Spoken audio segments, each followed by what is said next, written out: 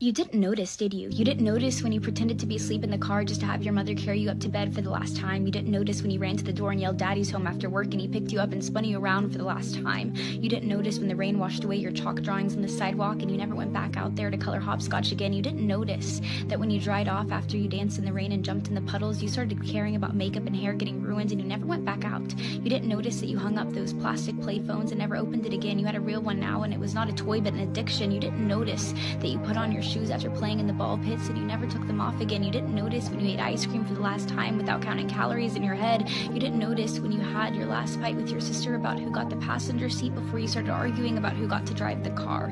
You didn't notice when you stopped believing in Santa Claus as the magic of Christmas was replaced with material wish lists. You didn't notice when you stopped believing in a monster that lived under your bed as it started to come out in the reflection of your mirror. You didn't notice when you went to field day for the last time, when you got your last participation trophy, when you kicked your brother's seat during a road trip for the last time, when you had your last play date with your Barbies, when you had your last Disney movie night with your family. You didn't notice that grandparents don't last forever. You didn't notice that your childhood cat wasn't eternal.